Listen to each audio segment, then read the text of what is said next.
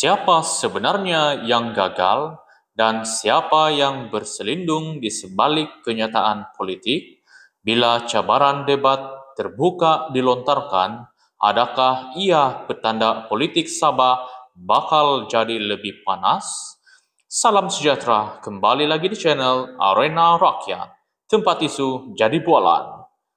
Tuan-tuan dan puan-puan sekalian, kontroversi terbaru ini meletus apabila Datuk Seri Bung Mokhtar Radin, pengerusi BN Sabah, tampil membalas dengan lantang selepas dilabel sebagai Menteri Kerja Raya paling gagal dalam sejarah peradaban manusia oleh Datuk Armizan Muhammad Ali dari GRS. Ungkapan itu menjadi bahan perdebatan hangat bukan sahaja dalam gelanggang politik tetapi juga di kalangan rakyat yang memerhati setiap gerak-geri menjelang PRN Sabah ke-17. Tuan-tuan dan puan-puan sekalian, menurut Bung, tuduhan bahawa beliau menjadi puncak GRS kehilangan 2 tahun pentadbiran dianggap bukan sahaja tidak tepat, malah bersifat keterlaluan. Beliau menjelaskan bahawa sebagai timbalan Ketua Menteri ketika itu, kuasanya terbatas, terutama dalam meluluskan projek. Bung dengan nada sinis menyatakan, RM50,000 pun tidak boleh diluluskan, jadi apa yang saya gagal? Satu kenyataan yang memberi gambaran bahawa kuasa sebenar terletak pada Ketua Menteri dan Menteri Kewangan. Tuan-tuan dan puan-puan sekalian, namun isu ini tidak berhenti di situ. Bung membalas dengan membuka medan politik baharu, cabaran debat terbuka.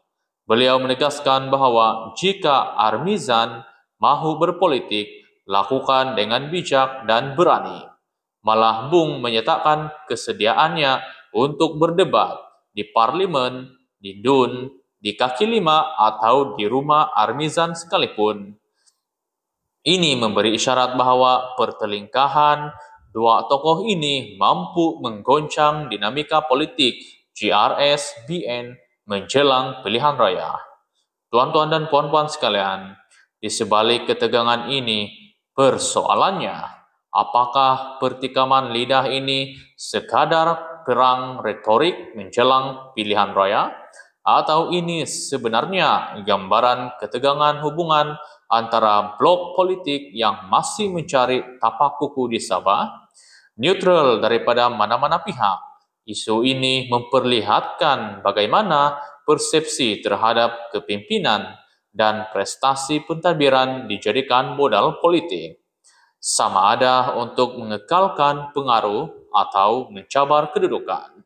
Tuan-tuan dan puan-puan sekalian, yang pasti kenyataan-kenyataan keras ini menambah warna dalam landscape politik Sabah yang memang terkenal dengan dinamika cepat berubah. Persoalannya kini, adakah rakyat akan melihat ini sebagai isu pribadi dua tokoh atau tanda perpecahan lebih besar dalam landscape politik negeri? Jadi, adakah debat terbuka antara Bung dan Armizan boleh berlaku? Dan jika berlaku, siapa yang sebenarnya akan menang di mata rakyat? Berikan pendapat Anda di ruangan komen. Terima kasih kerana setia bersama Arena Rakyat, tempat isu jadi bualan.